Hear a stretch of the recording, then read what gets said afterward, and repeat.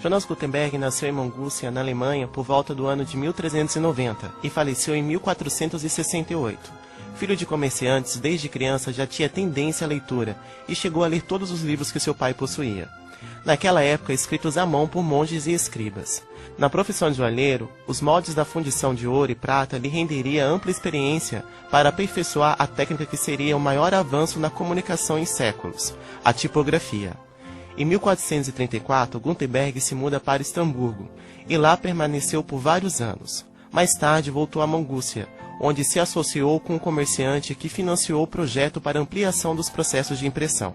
A partir disso, Gutenberg passou a ser considerado o inventor dos tipos móveis, que na época eram feitos de chumbo.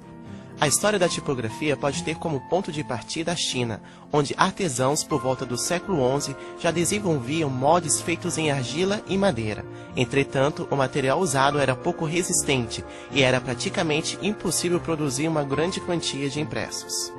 Mongúcia era uma cidade tradicional na produção de vinhos, e a prensa usada para exprimir o suco de uvas serviu de inspiração para Gutenberg ao desenvolver um mecanismo usado para fazer as impressões com os moldes de chumbo.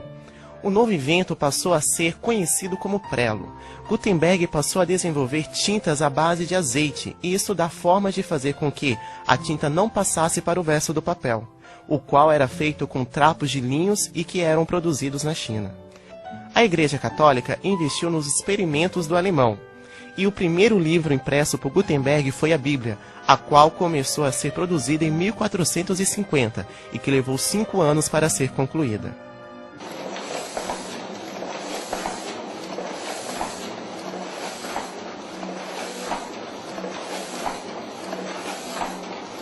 Naquela época era a Idade Média já, então uma das questões realmente que era importante era o desenvolvimento do conhecimento também. Já. Quer dizer, as pessoas reproduziam o conhecimento pela mão, já. Quer dizer, era algo manual e que tinha um certo, na verdade, restrição quanto a isso também. Já. E por causa disso a Igreja Católica resolveu investir, tanto que foi num convento, já, com Gutenberg, que era um artesão, era um homem, na verdade, simples também, para que houvesse uma reprodução desse conhecimento. E o primeiro conhecimento que foi reproduzido foi, na verdade, o conhecimento religioso, que foi a Bíblia também. Foi o início de tudo, né? A questão dos tipos móveis de Gutenberg agilizou demais a impressão para a época, 1400, no século XV, e a partir daí ela orientou todo o desenvolvimento gráfico. Tinha-se poucas bibliotecas, poucos locais. Mesmo você podendo reproduzir o livro também, o povo não tinha acesso, porque eles não só eram analfabetos, como também o livro custava caro. Mesmo o livro partindo do papel, partindo da forma também em si. Então continuava acesso restrito, mas os religiosos tinham esse acesso, eles poderiam, na verdade, ler. Ao invés de ler uma Bíblia, você podia ler várias Bíblias também, dentro daquela questão que eles tinham. Se a gente parar um pouquinho para pensar qual foi a influência do Gutenberg, foi total nas artes gráficas, né? Porque se você parar para pensar em todos os recursos que você tem hoje no próprio computador, eles vêm baseado em todo esse estudo que o Gutenberg iniciou lá em 1436. Ele ganhou esse nome de pai da imprensa porque colaborou diretamente com a gente. Porque sem a máquina impressora, sem a reprodução, os jornais na época impressos não tinham como sobreviver ou sobreviviam de forma realmente precária. Era um jornalismo bem restrito também.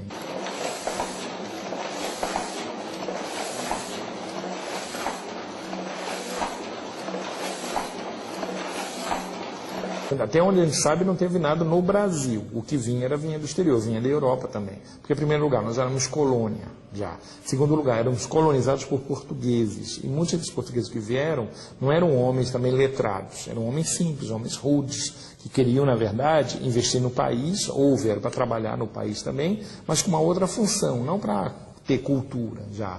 Tiveram a função de enriquecer. Ou muitos sugavam a riqueza daqui e voltavam para Portugal, ou muitos vieram para ficar e acabaram realmente se adaptando com a nossa realidade também em si.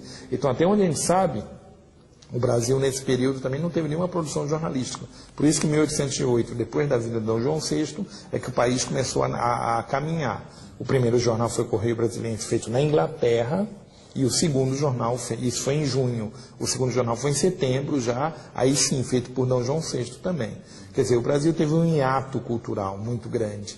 Devido às nossas tecnologias, questão de desenvolvimento e a própria adaptação, né, de todos os recursos tecnológicos à nossa realidade, e aí quando eu falo nossa realidade, a gente precisa pensar, inclusive, nas pessoas que ainda não têm um acesso tão facilitado, né?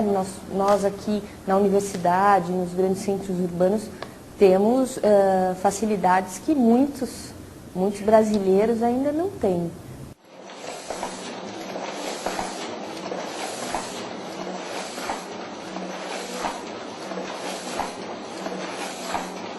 Dificilmente você conseguia tirar um jornal diário do tipo, muito difícil, né? Era dia e noite para sair um jornal de 4 páginas, né? Mas também já tinha as páginas montadas, os anúncios montados, então era preenchido só já tinha os buracos para preencher, né? Aquele espaço para pôr a matéria, porque era muito demorado. E tempo depois de revisão, para você emendar, se tivesse um salto, porém, dentro da composição, você tinha que refazer um pedaço inteiro, né? Porque não tinha como você colocar uma palavra ali dentro, era complicado. Você tinha muita dificuldade. A chapa montada na tipografia, ela não emenda totalmente, né? Porque são em pedaços. Agora, hoje não tem mais essa dificuldade, você não tem, né? Tudo sai no computador e sai perfeito. Você não vê aquelas falhas de uma emenda de um fio para o outro. Não tem mais. Borrar a letra, como borrava, às vezes uma mais baixa que a outra, você não tem mais. Ó, o sistema de clichê acabou, tá? Que o sistema de hoje é fotolito, todinho, mas era feito o clichê do zinco. Isso aí já não tem uma em São José só, mas faz mais para estamparia, né? Para carimbo, essas coisas, mas para a tipografia não mais. Acabou também. Que era um conjunto, né? Que era o logotipo, tudo era no Cristiano Zinco, né? Isso aí acabou tudo também.